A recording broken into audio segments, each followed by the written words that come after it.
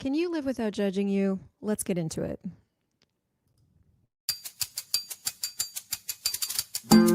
Welcome to the Crystal Crawford Show. I'm Crystal Crawford, and I invite you to a deep exploration of the tools of access consciousness and a totally different way of being.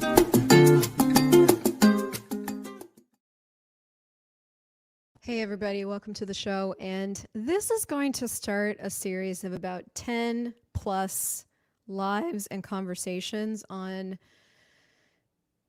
what it takes to go further than where we've ever gone before. We're going to dive in today on living without judging you, which I think is probably the quintessential conversation. And of course, this got stimulated out of a massive epiphany in my own world this weekend and a recommitment to myself and to my own exploration of consciousness in my life that you guys get to come along the ride for. So, welcome. I was looking at so many different things this weekend. I want to start by saying that when you are not committed to yourself, when you don't think that you're enough, everything is hard, number one. Everything stops working, number two. And the tool and the power source that you have available to you as an infinite being is absolutely cut off.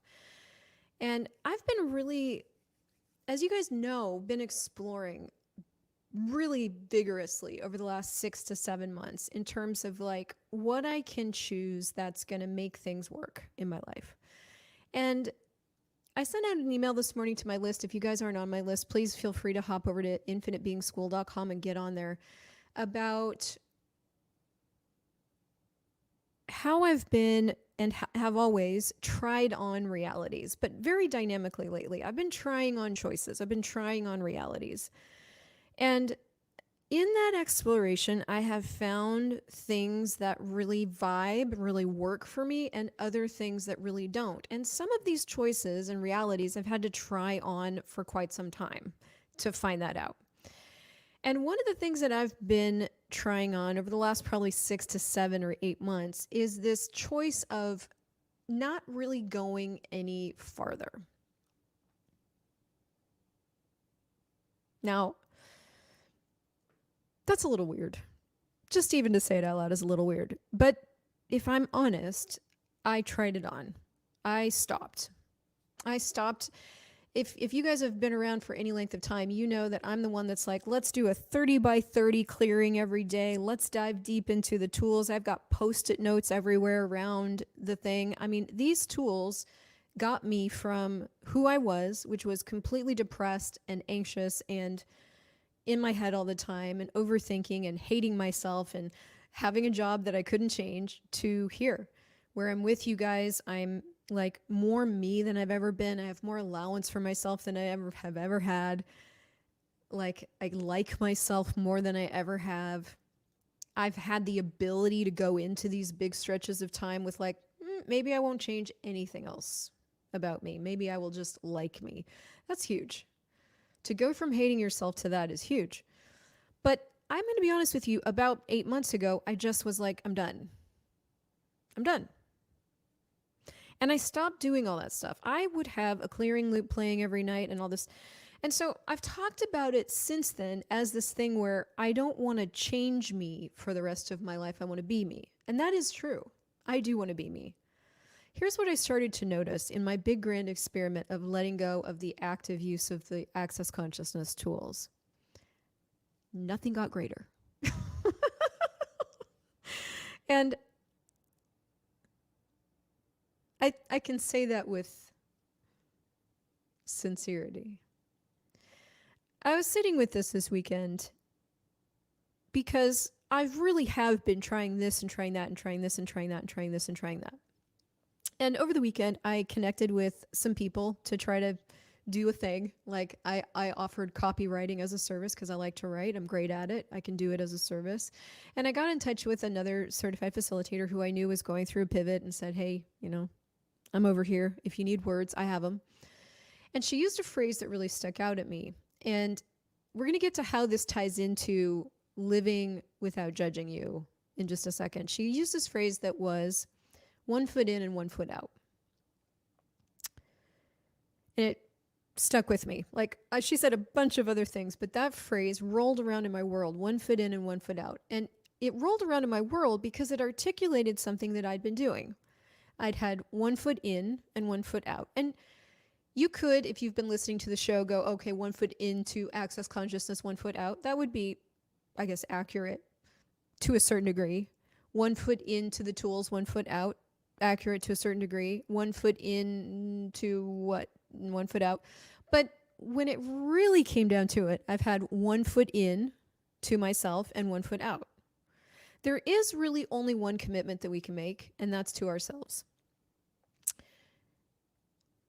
So I started really looking at, like, for what reason I wouldn't commit to myself, or like the very fact that I hadn't committed to myself. I was like, what is that? Like, what am I committing to?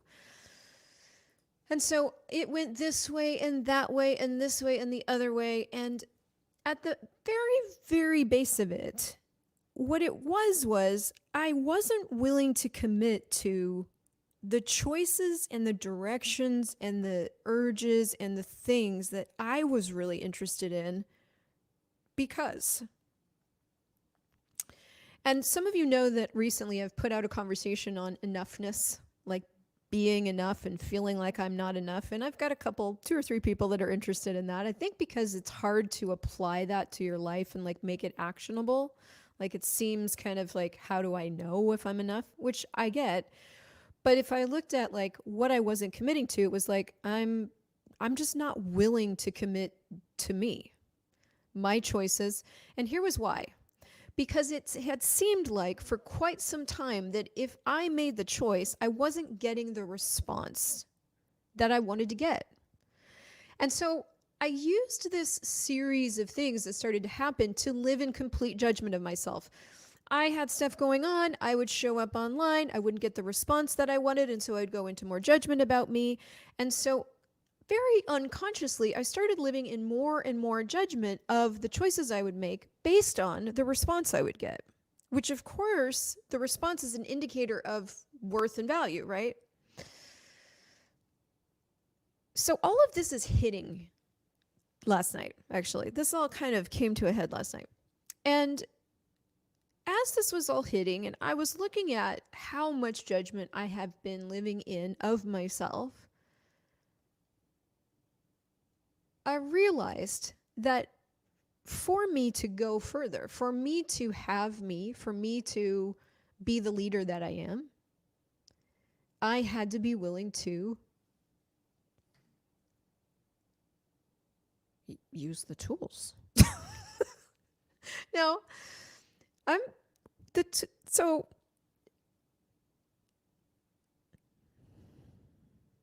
there is no you. You don't get to be you, have you, receive from you, share you, if all you do is judge you. When you share, you don't get to receive and be the fortune of you if you're judging you, number one. Number two, judgment it kills. And it just kills. It kills everything you're trying to do. It kills everything that you are. And how many of you came in judging you, or how many of you learned to judge you? If you look at the way babies are, babies come in and they're big bundles of just everything, right? There's no filters. There's no formation of the brain enough to where they would even know to judge. They just are. And as they grow, as we grow and grew, things change. Your brain gets more developed. You learn different things. You learn logic things. But essentially, the thing you really learn is judgment. You learn when you're being too much, and you learn when you're being too loud, and you learn when you ask too many questions, and you learn how to then censor yourself and control yourself. I remember when I went to middle school, I learned that my clothes were unacceptable and that the way I was unacceptable. There was these different periods of my life where I just learned that this and that and this and the other thing were not the things to be.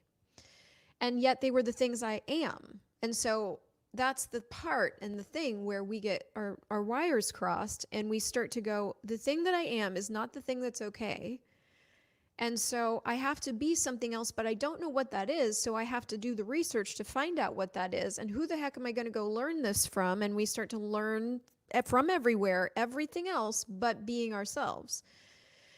So there has to be, if we're going to recover ourselves or be ourselves or enjoy ourselves, what is the pathway? What are the steps? And as I was sitting with this yesterday, it rushed back in all the different things and stuff that I'd done over the years and the set of tools that I know can recover us to us.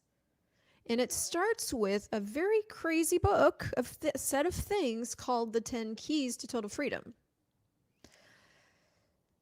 I opened up this book again today, and like every Access Consciousness book, it hit different. Every time you open a book and you're new, it's like you're reading a new book. In the very beginning, Gary says this. Originally, the 10 keys to total freedom, which sounds very dry on the surface, I have to be honest with you, were called the 10 Commandments. It was intended as a joke. It was not a serious thing, but people got all crazy about it. So we changed the name to the 10 Demandments and all kinds of other things, and none of those actually worked. The first thing that stuck out to me about that first sentence is like, we called it this thing and then that didn't work, and then we called it this thing and that didn't work, so we changed the name of it until we found the thing that worked. So the very first thing that I was like was, well, there we go. That's how you do anything. You just change it till it works, okay? But now they're called the 10 Keys to Total Freedom. He's like, we still like the joke though, because they are commandments. They are the demands you have to make of yourself if you really want to create total awareness and total freedom. Now, I started looking at the trap that I'd put myself in, and I'm talking about myself in the hopes that you apply this to you. What is the trap that you've put yourself in regarding whatever? Have you put yourself in a trap regarding your business? Have you put yourself in a trap regarding your relationship? Have you put yourself just in a trap of being in the world? You know, how much do you have to, or do you just naturally judge how you're showing up? You know, regardless of what you're doing, but fill in the blank. Where's the place in your life right now where you have the most angst about you? And maybe you can share it with me in a comment just for fun. Like, where's the place in your life where you're just like the most tied up in knots about you? Maybe it's something that you're not good at. Maybe it's something that you're really attempting to make grow. Maybe it's something that maybe it's relationships or a relationship. We all have these things that we're trying to do, right? We're trying to do stuff and live and be. We're trying to do stuff, make our life work. So for our life to work, we have to be ourselves. But the thing is, most of us have bought the point of view that myself, is not appropriate. And it's so unconscious and so much a part of the fabric of things that it doesn't occur to me to question that. But here's how you know if you think you are just unacceptable. You judge yourself for not doing the thing that you think you should do. You have already decided that you think you need to be doing a thing that you're not doing. And I guarantee you that right underneath that thing you think you should be doing is a belief about you. Because otherwise you would just choose things. And this very first key to freedom, the freedom to be yourself, is all about being an infinite being. I'm hopeful I can make this actionable for you today. That's where we're going. So, ADD style, these demands you have to make of yourself if you really want to create total awareness and total freedom.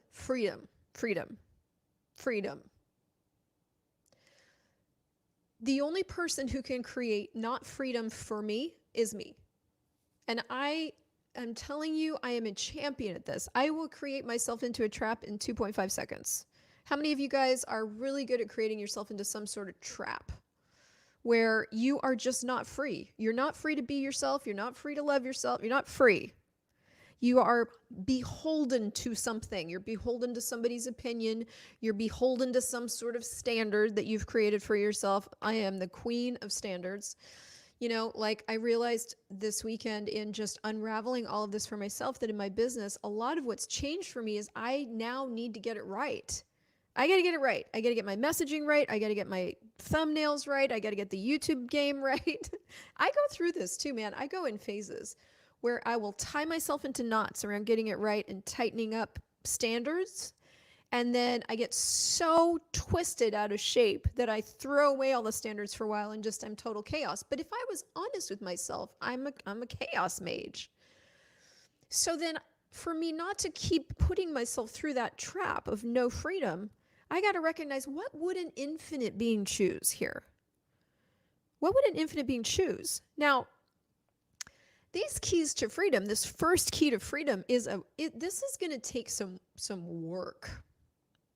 How many of you guys just naturally live as an infinite being? I mean, what the fuck is an infinite being? Let me give you a bit about infinite being. And Jessica says, am I good enough for what I want to create for my project? Jessica, no, you're not. And yes, you are. And why is that relevant? And here's how you start to use the tools with yourself for stuff like this, okay? Because mindset, the whole idea of mindset is flawed. It's this idea that we can think ourselves into being good enough. It's flawed. First of all, you can't think yourself anywhere. What you believe about you fundamentally is always going to end up running the show. So you can't logic yourself out of a belief that you have. You can only be something new. And the way to be something new is to stimulate your creative power that has already gone into trapping you. You have to stimulate that creative power into creating freedom. Because raise your hand energetically if you're really good at creating traps. I am really good at creating traps for myself. And it's just sort of this innate, obsessive, compulsive, creative ability of mine going, and it's instantaneous. Like, I don't think about I'm like, I'm going to create the perfect trap for myself. No, I just do it. It's kind of like automatic. The thing that I'm training myself to do, that I'm teaching myself is, how do I create freedom? What does it take to get automatically good at creating freedom for myself? So that's gotten stronger over the last 10 years, but we're going to revisit. So an infinite being, let me give you this big definition, is just one who chooses. An infinite being is aware of everything and being infinite choice. Now, infinite choice is a lot of choice. That's a lot. You can't count it and you can't define it. Do you guys give yourself that much choice? Or do you tend to need to limit your choices so that you know what you should choose? So to get really good at creating freedom for ourselves, we have to ask ourselves new questions, and we have to practice those new questions. One of the questions that Gary suggests in this thing, and I'm going to see if I would keep it this way, is, would an infinite being really choose this? I want to read you this a little bit here. So Gary starts this conversation out. He goes, would an infinite being truly choose this? We invite you to ask these questions many times a day in response to the situations that come up in your life. I was asked this weekend, like, how do I action this thing that my point of view creates my reality? Did you know that your point of view creates your reality? So the reality that you're living right now, and this is what I was sitting with this weekend, was created by your point of view. So when I started looking backwards into my points of view that had created where I am now, I had a lot of them. I had formed a lot of points of view, and then I had just stopped with the tool usage. I'm like, meh, fuck it.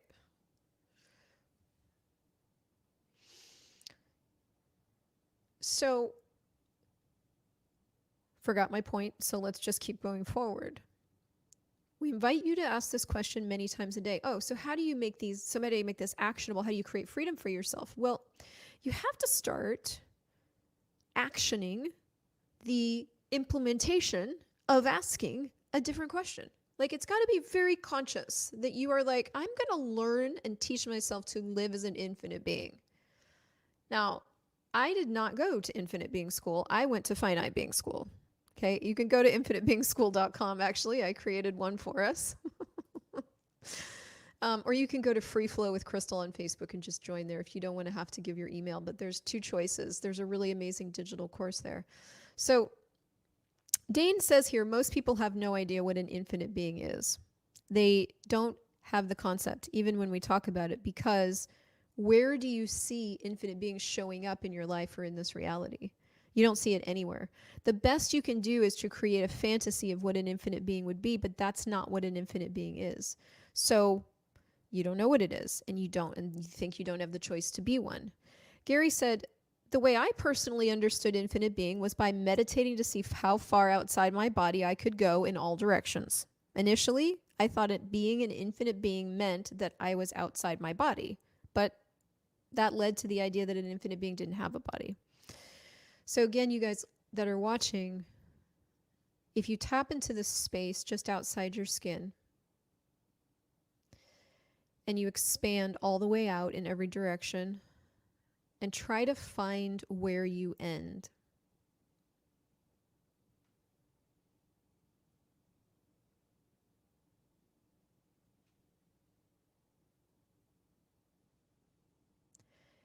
That's infinite being. But now how do you live from that? So now you got to teach yourself to choose like an infinite being. So there's a couple of things that I'm doing with this for myself. One of the first things that I'm doing with this for me is really looking at, would an infinite being base his confidence or her confidence in anything? Yes or no? No. So for what reason would I? Would an infinite being choose to disengage? Yes or no? So for what reason would I? Now, those two questions, it's really important when you start asking yourself those questions about anything that you're choosing, that you be space with it. Because those aren't there to judge you.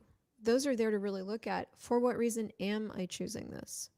So when I look underneath all these things that I've been choosing, it's like, because I'm not worth anything, because I'm not valuable. Like, there's all these really deep presumptions and beliefs about myself that are just underpinning all my choices. So this is where the tools are really, really helpful, because you can find the beliefs and go, okay, cool. So everything that is and everything that I created that to be and mean, I destroy and uncreate it all right now, times a godzillion, like big. I destroy and uncreate it big. Right, wrong, good, bad, pod, poc, all nine shorts, boys, povids, and beyonds. You use that clearing statement. That's what it's for. You don't need the clearing statement if you can just already choose as an infinite being, but where you really need it is where you're hurting yourself. And judging you is hurting you. Period. You don't deserve it. It's not right. It's not your only choice. It's a pattern that you've gotten into. But that hurts you. Judgment literally kills things. You can put 2 jars of cooked rice right in front of you, and you can judge one for 30 days and love one for 30 days, and the jar of cooked rice that's sat out on the counter and isn't refrigerated, that was loved, will be whole, and the jar of rice that was judged will rot, and that's you. So is it any wonder that what you've been trying to do while judging you isn't really working that well?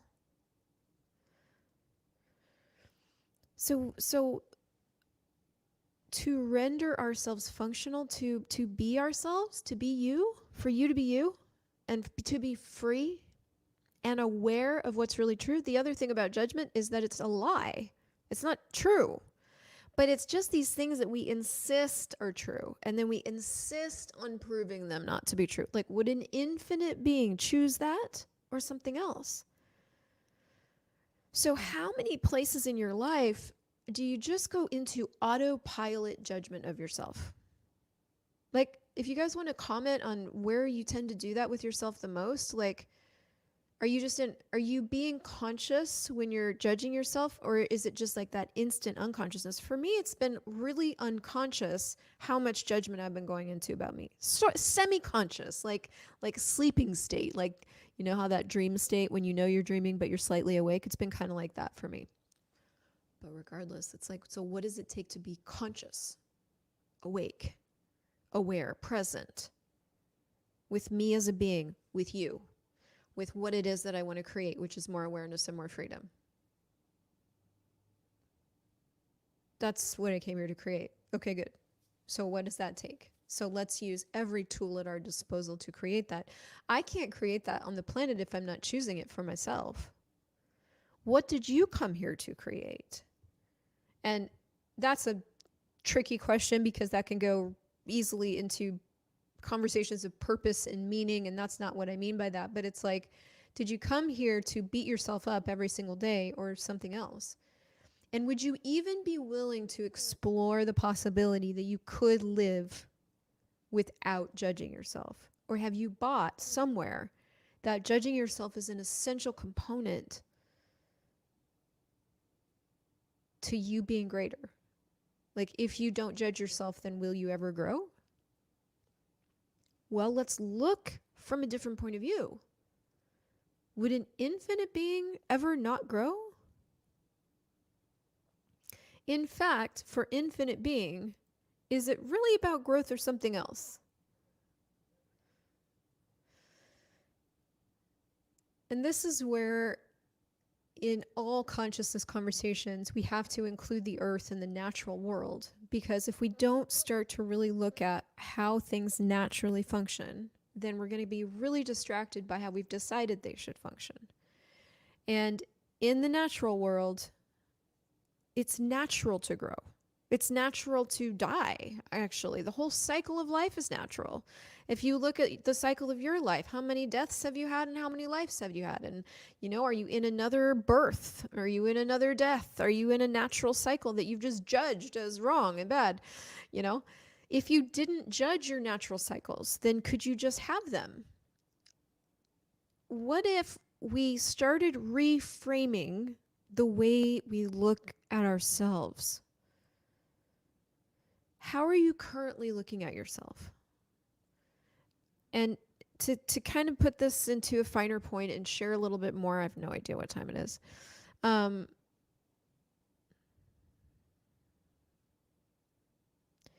I got to the point, there was a lot of factors, but what I started to do was exclude. And we're going to get into one of the other keys at the end of these series of conversations, which is a key to freedom called no exclusion. If you want to be free, don't exclude anything, especially you.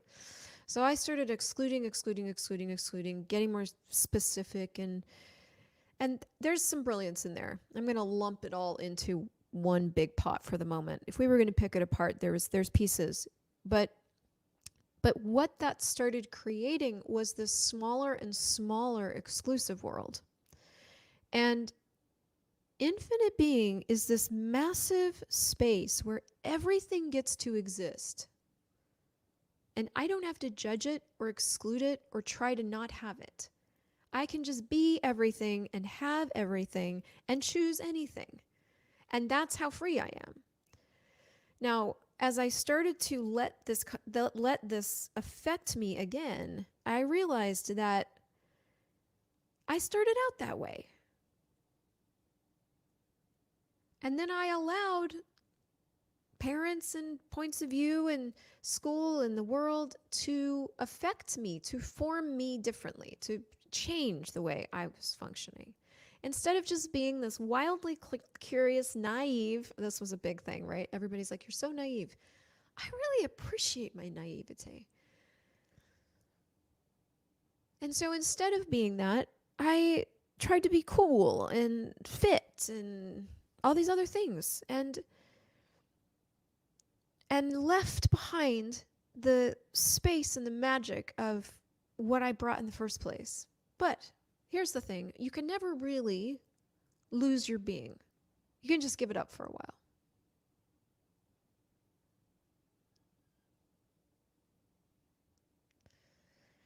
So let's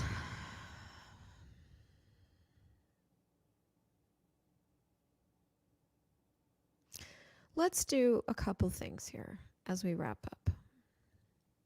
One, I would invite you to action this for yourself. This conversation and this big thing of judging you is going to be a lifelong commitment to yourself if you choose it. It's not just going to go away one day. You can't just necessarily clear yourself out of judgment. You've got to work different muscles. And so to work a new muscle, you could try asking, would an infinite being truly choose this? Recognizing that everything, every single thing that you're doing inside of you is a choice you're making. Every single judgment you make of yourself is a choice you're making. Would an infinite being truly choose this? And if an infinite being wouldn't choose this, then why am I? And do I need to choose this? And do I want to choose this? Because what this starts to teach you is that you are choosing in every moment to either care for, be loving to yourself, or to be hateful to yourself. And that hateful to yourself, man, spills out into everything. That destroys everything in its path. So action this for yourself. Start asking different questions about what you're choosing and recognize that you are choosing these things. Try running a process like this one, just to see if you can give yourself some more space and some more choice. This is straight from the book, which, by the way, is on Kindle, or you can go to crystaljoycrawford.com/greatreads and find my affiliate link and get it there. What fantasies do you have about what an infinite being is that you've made so real that even in the face of total awareness, you cannot and will not change, choose, or cure them? And everything that is, will you destroy and uncreate it all? Right, wrong, good, bad, pot, pock, online, shorts, boys, povids, and beyonds. So if you're doing something like, I have 2 comments here, like not taking action, you can ask, would an infinite being truly choose that or something else? Not for your mind, for your awareness. You are not a mind on legs unless you create yourself as that. You are a being. You have a mind, and you can use it against yourself automatically, or you can form it like Play-Doh. You can use that power that up till now you've been using to destroy you to create you. And you are creating you every moment. And you're either creating yourself into somebody who judges themselves constantly, which I've done lots, and or you're getting conscious that you're doing that. That's consciousness. And going, oh, do I want to keep treating myself like that? What could I action that would actually be different? If I didn't have to treat myself like that, what else could I choose? How could I interrupt myself when I'm on a tirade with me? How can I begin to include and engage and just be me? And if I were being me, how would I form this next? What would my next choice be? Work new muscles. Build yourself into the infinite being that you are in your actions. Just because you are something doesn't mean you're actioning that something. So now we got to learn and teach ourselves something new. And that's what I'm all about. I'm excited that you're here. So share this with a friend who needs it. Fuck's sakes, how many of you guys have friends that are hard on themselves? Share the light. Share the possibility. And take the actions that you need to take to be you, if that's going to work for you. All right? See you in the next conversation.